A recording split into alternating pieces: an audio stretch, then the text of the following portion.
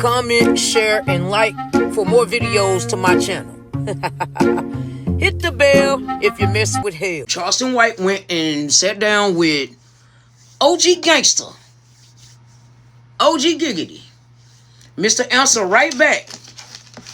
And I watched this interview as if if I'm not involved with either one of them. I listened to the interview with open ears to try to understand, Charleston's mind frame, his mindset during these times, during the trial, and, about, it's a lot of talk about the watermelon felon. Charleston didn't want to do any business with his father. He said his father's a lame. I don't know. We're about to get right into it, though. Let's go. In place for him. I had him an MMA coach, shout out to Trent, a boxing coach to go out there. I loaded him up with books. One of the first books I gave him and asked him to read is The New Jim Crow by Michelle Alexander. It talks about the 1 and 3 school to prison pipeline. 1 and 3 school to prison pipeline. 1 and 3 school to prison pipeline. He went to prison from school. 1 and 3 school to prison pipeline. He went to prison from school. Over 50% of children in the state of Texas are not arrested on the streets. They're either referred or come through school. 1 and 3 will go school to prison pipeline. So let me finish. So the dad always seemed, I don't like victims.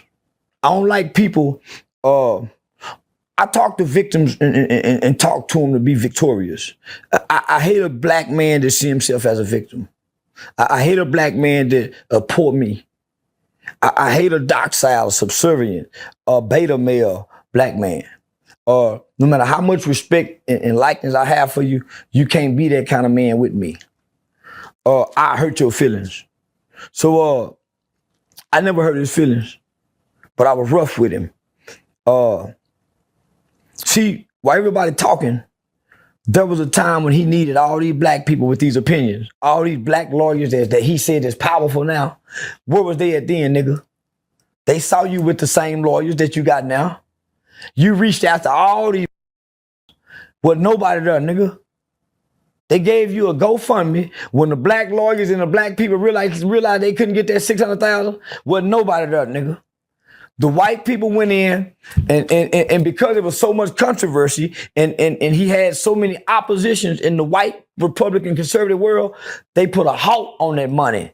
Only people could touch that money is the lawyers. He couldn't have no access to it.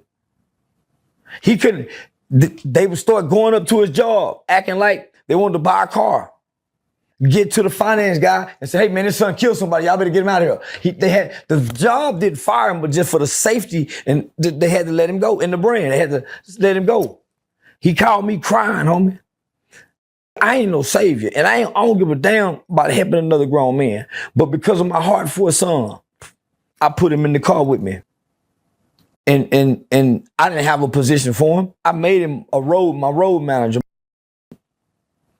I took over the car payments. When he told me, man, they looking for Carmelo truck. Carmelo had just had a Jeep, or I guess had a red Jeep. He said, they done put a hit out on Carmelo Jeep. I can't hide it. I said, nigga, I'll take over the payments and I drive it around and let him look for me. I put the target on me, man. So he said they couldn't sleep, homie. They were moving so much. And because of my heart for my people and because of my heart for this family, they didn't deserve the backlash that they got from the white racist people, the threats, because their son made an impulsive decision. This was not a planned murder. This was not an intent to kill. This was not a well thought out, I want to hurt. This was not it. But white people treated it like it was. Not only did he have to move, the judge who lowered the bond, they haven't brought her up yet. She's in hiding. They started threatening the judge is in hiding, nigga. White folks, nigga, now the black judge who they voted in, she no longer is seen anymore. Her life became in danger. So here it is, this black family life is in danger, homie. Didn't you hear that man, didn't you hear Jeff Metcalf say, your mother live in Baton Rouge? We got, nigga, this is still America, nigga, the rural town, nigga. So, man, the nigga called me with tears. Nobody was there because they couldn't get the money. I took care of them. Not that they owe me anything. I never asked for anything. But I put a target on me. So I started going online, fighting everything that was coming after them. Sarah Fields, Jim Lane, the white boy that just got arrested for say he go shoot him in the head with the $1 million by now. I made them target me, homie. I started attacking them, saying, man, y'all come after me so this family can sleep and get some peace. I offered to let them stay in my house in Dallas, man, your whole family can stay there. Won't nobody know where it's at. So these people was actively seeking and pursuing them. Real white people, nigga. This Texas. So I took this big right. You used to see me coming at Jeep. Mm-hmm. They were looking for his son's Jeep out there. You gotta let my son drive that motherfucker. And I knew I should have did it. I would pay him, I'd give my son money, nigga. He Uber eating out in their old neighborhood. In the Jeep they looking for. A truck run my son off the road. I ain't said nothing. Cause I ain't want to scare my mama. It didn't dawn on me, fuck, nigga. This shit serious. What happened to me, ho? I was so mad, he think I'm mad at him. Man, daddy truck run me out.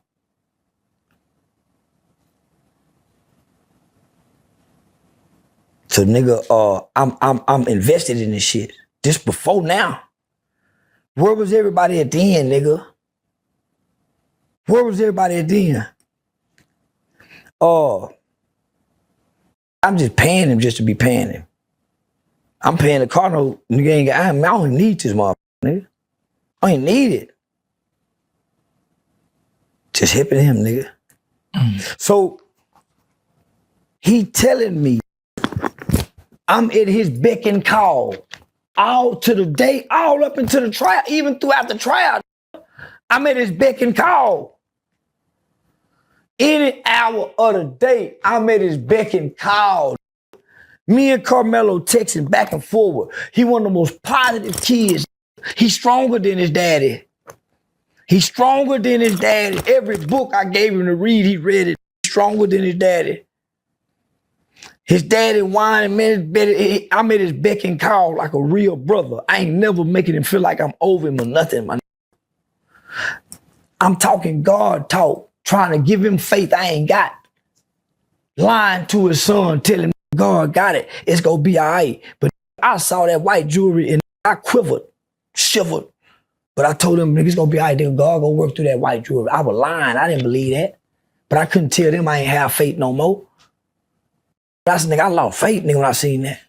But I'm in his beck and call for a whole year. I had to tell him, nigga, I'm having fun for the whole. No, nigga. I gave him my heart, I gave him my time, I gave him my money, and I never spoke on it. For months, this man was saying, man, I feel like this lawyer gonna sell my baby up the road. He telling me this, man. He telling me this. Where you get the lawyer from? Dominique. It's Yellow Beezy lawyer. Nigga, that ain't no murder lawyer, man. That's a doughboy lawyer. Yellow Beezy gonna lose with him is what I told him. Hell is you talking about, man? This white boy they win in liberal courts. Dallas is a liberal town. You can't get no Dallas lawyer and think they finna be big shot shit in Collin County. I know the baddest lawyer in Collin County. Mitch noticed what I told him. At that time, it was $500,000-$600,000. I said, I know a criminal defense mitigation specialist named Shannon Ross, who I used to work with. Man, they need to be on this case, homie. Put him in touch with Shannon. Shannon said, we need mitigation. We need defense mitigation. We need that. We don't have to worry about the money. We can get the money later, is what Mitch and them said. Now, in these situations, it's a lot of people. Oh, man, Charleston's this, Charleston's that. And like I said, I told people, I said, listen, you do know all you're doing is typing on the keyboard. You're not getting off of the computer. In this interview with Terrance Gangster Williams, Charleston is talking about how hands-on he's been with Carmelo Anthony and with the family. And it's always people who ain't did nothing or gave nothing but an opinion that has opinion on the people that's actually putting their best foot forward trying to get things done.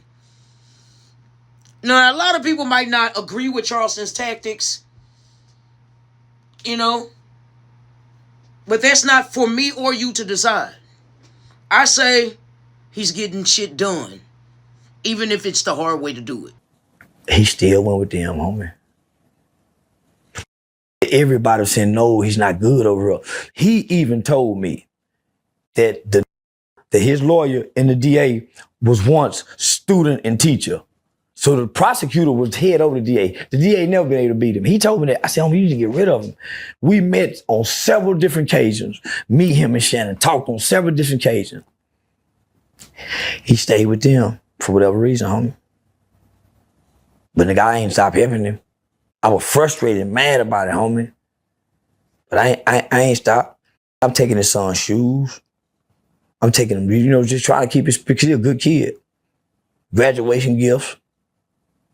But nigga, I ain't doing this looking for nothing in return. I really believe that's a good kid. Still to this day. He didn't intend to do that. It's a reason why they ain't released the whole video. It's a reason why America have not seen that video.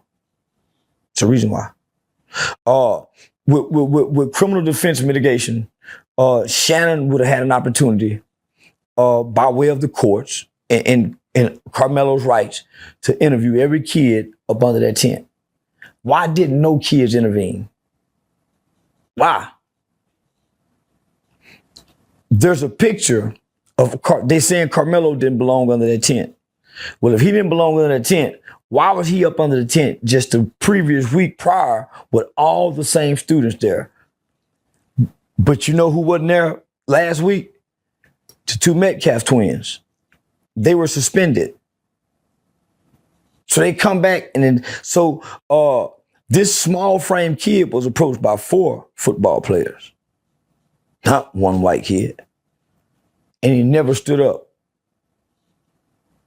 He remained docile until they started putting hands on him. New kid, new to the area, not a lot of friends, don't know how to fight, no violence in his history, never referral to the principal's office. No one can ever get on the stand and say this kid said anything threatening or anything in his past to now. Just all of a sudden this one day, this kid is violent and threatening. No. I learned from going to school for psychology and dealing with criminal justice that even when you get in court, they look at what you've done before and add up what you today. Past behaviors have always dictate future action. This kid has no past behaviors of this. If nothing else, negligence, homicide. If nothing else, involuntary manslaughter, but not first-degree murder. Because that's intent. He didn't have any intent. One stab. With what? It wasn't a knife. So the wordplay was very tricky here. When they say a shove, it wasn't a shove. It was a slam on the ground. The mitigating factors is this kid have epilepsy. Any punch to the head, seizure. Too much stress, overwhelming, seizures. So those are the factors. Ineffective counsel. Never objected to anything. Should have been a change of venue. Shouldn't have stayed in that county. I told that nigga, man, tell him move it. He said, man, they say we might get a worse jury. You ain't gonna get a better one there, nigga. Yeah, man, the average nigga, niggas is not putting, they not buying, paying for car notes. They not paying for other people's bills. They're not putting their safety before other people. I don't know, man. I don't know. Charleston has showed us how much work he's done with the family. So and he showed the work he's done with the family when it wasn't popular to do the work with the family. Comment, share, and like for more videos to my channel. Hit the bell if you mess with hell.